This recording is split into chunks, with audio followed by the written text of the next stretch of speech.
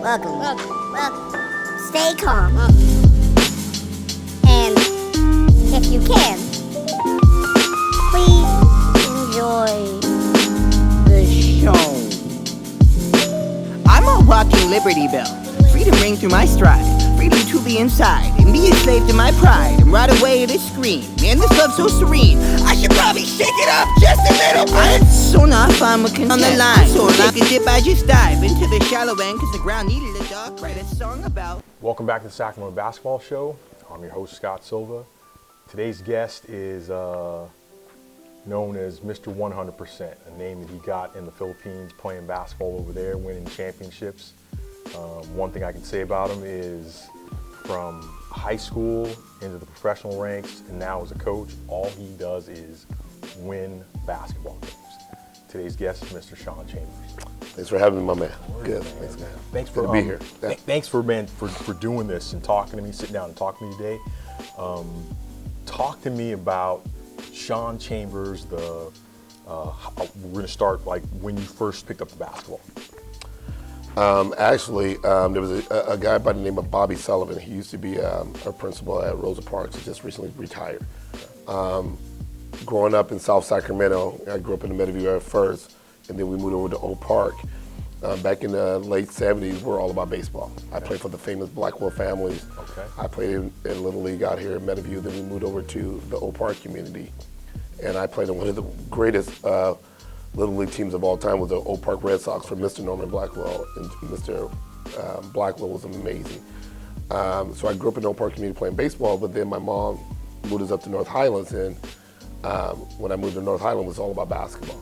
Yeah. But prior to that, in the 6th grade, Bobby Sullivan was actually our grad student. He was graduating from college, and he was a teacher's aide or whatever, something like that, and he brought basketball to Tahoe Elementary. Okay. So when we were kids in the Oak Park community, we were at Donner Elementary. A lot of people don't even know that it used to exist. Yeah. We went from Donner Elementary, then they closed it and they sent us all over to Tahoe Elementary.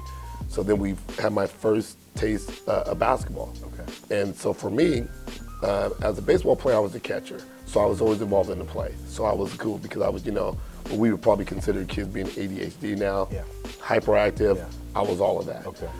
So then when I got introduced to basketball in the 6th grade, I was like, oh my goodness, this is right up my alley because it's just non-stop moving, and you can move as much as you want, as fast as you want, and no stop. And I remember, I think my mom got me the good old, the shoes you used to get at Kmart. Okay. I got to play in some of those for the first basketball game that nobody wanted to wear, the tracks or something like that. I can remember that today. And I just remember just scoring layup after layup after layup after layup after layup in the game, and I was just hooked. Okay. And then I actually tried out at Peter Lassen, which is now West Campus, Peter Lassen Middle School. Okay. I did not get cut. I was an alternate, but back then you had 9th through 7th graders in middle school. Yeah. So the 2 7th graders, we were like alternate, but we didn't get cut, but we didn't actually make the team. Okay. 2 weeks later, we moved to North Highlands. Okay. Got to Don Julio Middle School. They had a 9th grade team, 7th and 8th grade team. I flowed right into there, and just North Highlands was all about basketball. You had a community of kids that were at the Air Force Base and kids that were international because they travel so much, and basketball has become an international sport. Yeah. And baseball is not as international. Yeah. I really believe this is a big piece of it, is that all these kids were military-based kids. Baseball wasn't following them like Little League was solid in the California and the States. So these guys were all basketball players, and basketball was it in North Highlands. And so I got out there, and it was just instant love again. And then you had all these guys that were just in the late 70s, early 80s. Highlands, Grant, community were just powerful. Yeah. Back in the day, the Kennedy and Burbank and McClatchy days were just powerful sports program. Yeah. So I was automatically just inducted into that power of sports out in North Highlands, going through the middle school, and had all these guys that we looked up to because they were 7th graders and 9th graders. We wanted to be just like them. Yeah. So there was, a guy named John Jordan, Willie or Bernard Davis, Willie Tatum, these Anthony Gamble, the Cagle brothers. They were just amazing stars at Highlands High School. Okay. We wanted to be like them. Okay. And is that at the point when you hit Highlands when you were like, man, I just love this game? man, we used to have this leaper machine at Highlands, an old jumper machine. You go and you kind of get on this machine. And John Jordan out of Highlands was my mentor, my idol. He ended up playing for the Air Force Academy. He would go on this machine every morning at 7:30 in the morning. So I wanted to be like him. Yeah. I would get up, no mom was driving you to school back then. Yeah. Get up, run all the way to school, and follow everything he did. Okay. The next thing I knew, I was flying out of the gym, Okay. like jumping out of the gym. So then going into my senior year, I spent that whole summer, and I believe this, like everybody, you get all these kids that are doing so much early, all the training early, all the AAU club early, and as an AAU coach, I do a lot of training stuff early, but I really didn't take off until after my junior year. I was an average dude in my junior year. Going into my senior year, it's just I went to a whole nother level of commitment, work ethic, the leaper machine, and then I would go up to Highlands, our football field bowl. I would probably go run those stairs every day. Go up to the school and run the stairs every day. And then more and more I can realize that, man, I'm flying out of the gym. And then again, because of my hyperactive, it just flows. So I was always hungry, but other kids be like, oh, I'm good today. I couldn't get enough. You guys were the best team in the city. Right. So in '83, what happened was, as we were growing up, and again, the Highlands community, as you know, back then the South Sacramento community, we were communities, and we represented North Highlands.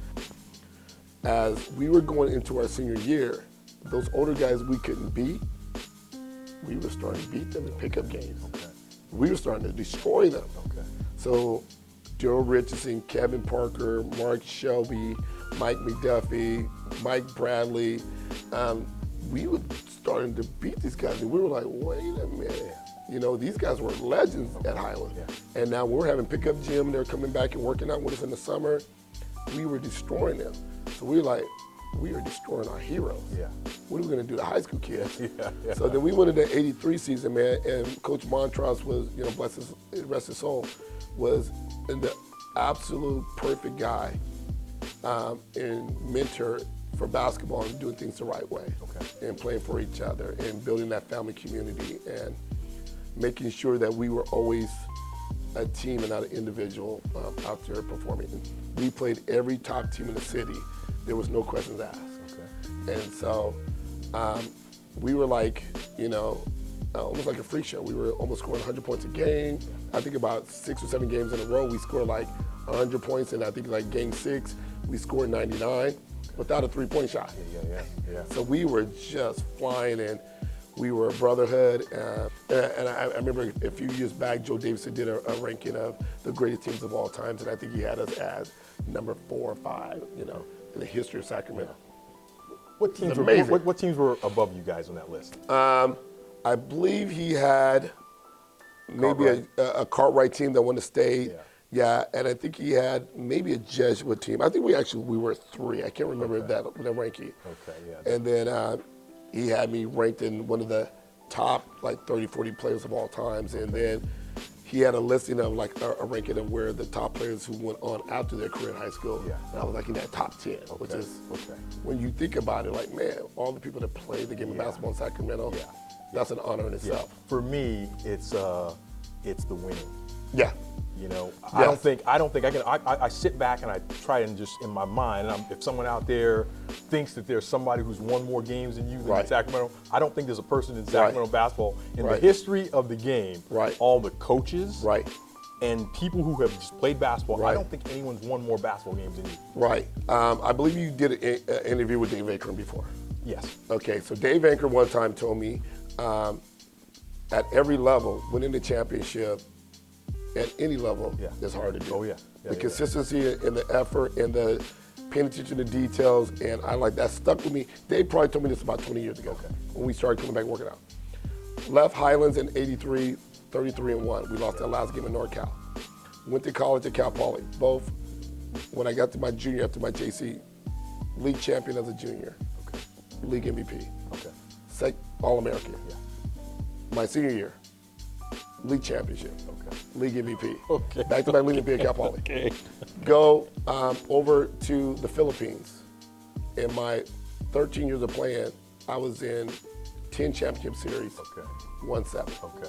Okay. Yeah. That's what we do. And my team owner in the Philippines, Freddie, we tend to always say, good enough is never is. Yeah.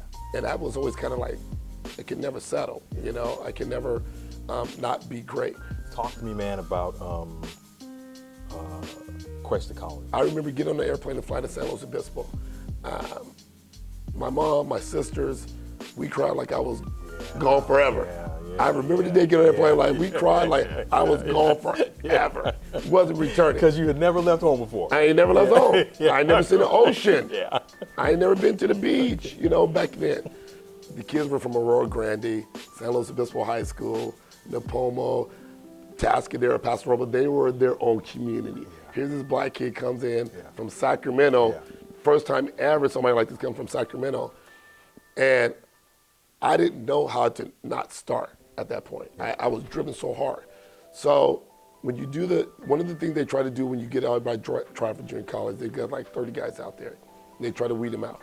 But we did a lot of running. I mean, a lot of running. Yeah. Like I've never seen before, a lot of running. We had a hill in San Luis Obispo they call the Tower. And it's just straight out, like 100 yards straight out, and it kills people. Well, I had to win everything. So we do our sprint, I had to be first in everything. We did long distance. I had to be first in everything, but there was one kid I couldn't beat. And still today, it drives me nuts. It gets me still today. Brock Aarons.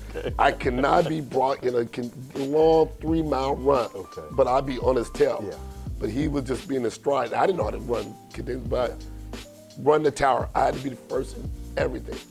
So then when it was time for like the basketball skills, when we started to get ready for the season, there were 7 sophomores that came back on one of the freshman group. And the way junior college works, you try to let the sophomores play, they help them get to the next level. You kind of hold your freshmen back a little bit so they have to come back the next year. I couldn't take it. I'm like, nah, I got to start, coach. So every day, man, it was a war, like it was a Highlands versus Grant war. Highland versus Burbank, Highland versus Valley. It was like I was coming with it. And I would get the freshmen, like we fired up every day when we scrimmaged. I still wasn't starting. And a couple of times it came to a point where it was like almost fisticuffs with me and the other guys. Because I was so driven and I was taking it to a level where they were like, I've never seen anything like that. This guy's crazy. I'm like, coach, I got to start. And I was dunking on the whole team. I was outrageous in practice, man. It was like every day I was coming to practice like it's a state championship, and I was fired up. And then we get to practice, and they were like, this dude is crazy. Week before the season started, coach was like, we need to sit down and talk, man, come on. So the captain, Chico Rivera, who's one of my good friends today, him and I were like, 2 alpha males that was just, he wasn't giving up his spot, and I was trying to take everybody's spot. And he was the one that would stick up for everybody else. And he was like, the coach set us down and like, look, you two gonna have to get it together. You're gonna have to work it out together. But Chico, obviously you can tell, Sean is special. Sean is different. He's built different. He needs to be part of the starting crew. Well, the year before, I think we won, Cuesta won like 14 games. That year we won like 26 games and 4 losses. We were ridiculous. And those guys were still some of my best friends in the world because they end up taking me and again showing me other things in life because these guys grew up in San Luis Obispo community. It ain't hard life. They had things in life that I'd never seen before. They did things that I didn't realize was like, everything was cool. Like, for an example, I lived in a dorm, they lived in some like off-campus house. Sean, come over to our house for lunch or dinner later tonight. Come on over. Okay, I'll be there. You guys are not home. What do I do? Oh, the door is open. What? The door is open. What? The door is open. It's unlocked. What? No, go make yourself at home. What? I'll go. You go to somebody's house. You like do that in North Highlands in Oak Park. I was like, right? You go to Oak Park in North Highlands, Meadowview. That's some of the same experiences, man. As you're talking, I'm sitting here in my mind. Right. When I was in Southern Oregon, it was the same thing. Man. And you realize the different communities we grow up in. And like, oh man, no, just go ahead and take my car. What? Go, you gotta go to the store, don't get to go, my keys on the counter, go get it. I was like, Yeah, you kind of let your guard down. your guard, yeah, and that took a while. Yeah. I remember the first 2 weeks when I was there was pretty startling because again, no cell phones, no social media, and the first couple of days when I didn't hear a siren, and a siren was crazy, and also growing up in North Highlands, we heard jet planes every night. Because of the base. Like fighter jets every night. So when I didn't hear the jet planes flying over, I was like, it is too quiet. It's too. Cuesta College was one of the best things that ever happened to me because what it did was, when I left Highlands and all the kids that grew up in Highlands, back then when we stayed in the junior colleges, you kind of stayed in that bubble. I was a 6'2" post player. I was known for just being like around the basket, never got a chance to expand my game. I don't know if that would have happened when I stayed home. But when I got there to play basketball, I didn't get stuck in this post. I got to go to the wing now. I got to handle the ball more. I got to try to be a little bit more creative off the dribble that I didn't do at Highlands. I was like, throw it up in the air and I'll go dunk it or run the court and I'll get it and played off a lot of energy. So that expanded my game. So then I was a junior college All-American. Okay. We won like major games and we won both one league title and we tied for another one at Cuesta. Junior college All-American, I led the state in scoring in JC my sophomore year, right? Wait a minute. Yeah. Wait a minute. Yeah. So how many titles at Highlands? Man, we won all league titles all my 3 of my years. Okay. And then we went to Cuesta, lost one, won one. We tied for a championship. Cal Poly won both of them. Okay. League MVP both of those. So it was like title after title after title. Yeah. All right, so it makes sense now. Yeah. Why you still winning titles? Still winning. We're eight in a row right now. Yeah, we're 8 in a row. Okay. Yeah, we're 8 league titles in a row. I get to Cuesta and Coach Don Hanson was like a father figure to me. And I had all these coaches were like role model father figure that I'd never had. Because my father was never there. My father never seen me play one day. Oh, wow. He lives in Sacramento. Oh, wow. I don't know where, but never seen me play one day with the career that I've had. Yeah. Not seen one game or been interested in watching, but I don't use that as an excuse though. I get out to Cuesta, and the cool thing about Cuesta was you lived in dorms. You lived in the same community with the Cal Poly kids. Okay. Cuesta is really like a feeder program for Cal Poly. Okay. So all the students that didn't get into Cal Poly at the beginning, they are going into Cal Poly. So I had my first rude awakening about what other kids are exposed to compared to some kids in inner cities. Highlands, great community. Highlands, love everything about it. But some of the things about Highlands, they weren't pushing some of our kids like, hey, what are you gonna do in 4 years? Yeah. What are you gonna do after high school? Yeah. We were just, okay, what's next? Yeah. What's next? Well, I got to Cuesta, and we were with the Cal Poly kids in the same dorms, and we had our first orientation. And kids were like, okay, what are you majoring in? And we had a big, the big orientation days, everybody's there, rah, rah. So they go around the circle, what are you majoring in? And kids were like, civil engineer, pre-law, I'm gonna be in the med, I'm gonna be history, I'm going into history major, I'm gonna be like a veterinarian. And they're going out, and I'm looking like they get to me, I'm like, what is that? I'm here to play basketball. And I learned a valuable lesson that very first day in orientation, like, we are so far ahead of the game sometimes. Yeah. Cause we weren't pushing that. We were not in the just, game. we weren't even in the game of life. Yeah. And I was like, I remember today, I was like, what is a civil engineer? Yeah. That was crazy to me. Like, what is that? With that? Talk to me, man, about after. So now you're there at Cuesta. Right. You tie for a championship, win a championship. Yep. Are there other now Division I colleges, Division II colleges coming after you? So I actually was getting hit up. I was major now, so I was getting like major recruiting process stuff going on. Major, and I do mean major, like UNLV, Houston, San Diego, Pacific, just all San Francisco. I was at about like 20 offers. Okay. The one that stuck me the most, I went out to LMU. Coach from LMU was the first one that came at me at a tournament at Chabot. I dropped like 40 in the game. I was off the hook. And he was there, and he came at me, he was like, I want you to know LMU has a scholarship for you right now. I was the first D1, and I was like, going back to hotel, and I was like blown away, crying like LMU. Oh my God, you know, LMU South. He was the first one to offer me, and he goes, not only that, you're going to be like the man for the program. So Tommy and I, my roommate, I think the next week we drive out there. And I'm trying to think Pope's first name, but they had a student named Pope, and this is before Hank Gathers and Bo Kimball and them got there, and Corey Hines. So what happened was the coach that offered me, I had told everybody, okay, no, I'm good. I'm going to LMU. I went out there for the visit. We stayed out there, had the best time ever. I am going to LMU. I'm done. Well, the coach that offered me, our season ended in March for JC. The coach that offered me, just like regular D1, when somebody gets fired, they get fired in April. Coach gets fired. I done told everybody no.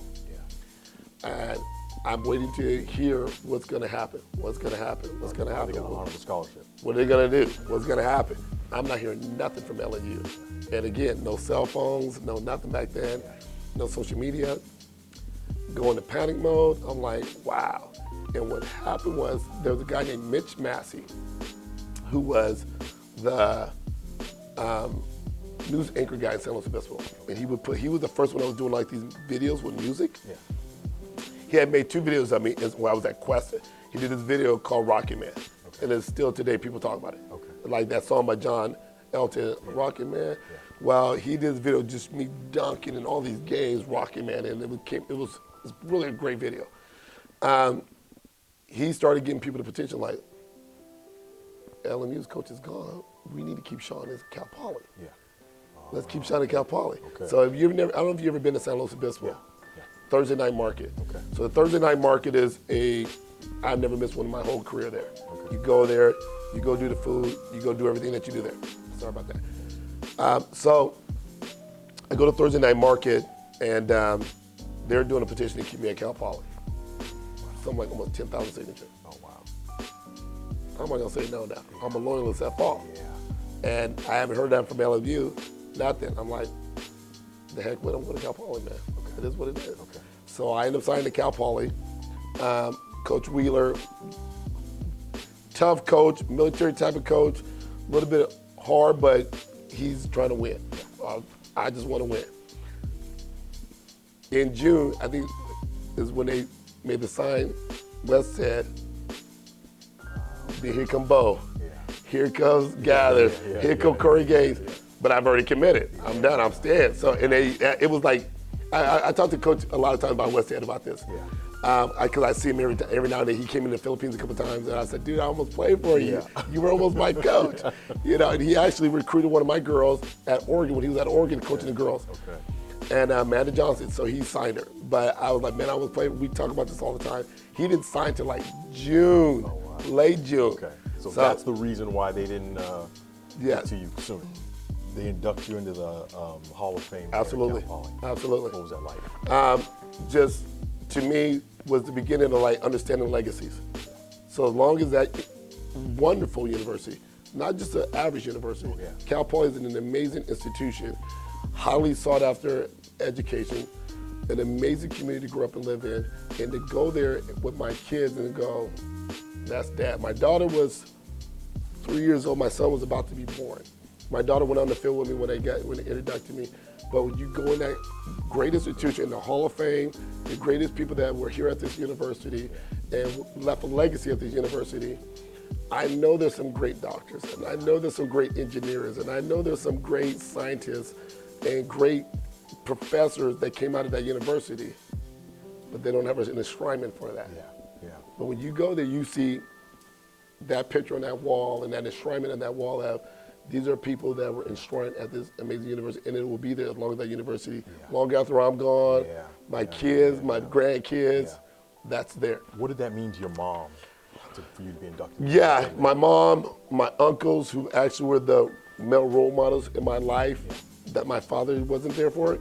My auntie Hilda, my cousins, they were all there. It was like, this is a Stevens family legacy, you know, because they all took a hand in raising me. My Uncle John, my Uncle Albert, my Uncle James, my Uncle Guy, my Uncle Alonzo. You know, these guys all raised me and took on that role that my father didn't fill. So it was great for them to see that and be a part of that, because that's who I honor. Like, this is more about them and then my success, because also being a student on scholarship, you still have lack of money issues. You don't always have, you know, the scholarship covers a lot of stuff, but it don't cover everything. My Uncle Guy, my Uncle Alonzo, my Uncle Albert, they make sure I never wanted or needed. They always take care of me on those means. They always shot things to me. My Auntie Hilda was absolutely the craziest fan ever. We go to play teams in LA. Even though I was in Cuesta, we played teams in LA. And then our league was in LA. My auntie would be the only sister in the stands. It was the loudest lady in the stands. She was letting people know, that's my nephew. He's about to put in work. So, yeah, so when they were there for the Hall of Fame, I mean, really, I can't even put into words what that means and what that means to me. And again, there's things that people do, and then to be honored for your legacy, you can't take away the legacy. You know, and you don't even play for that, but when it happens, you can't put into words what it means.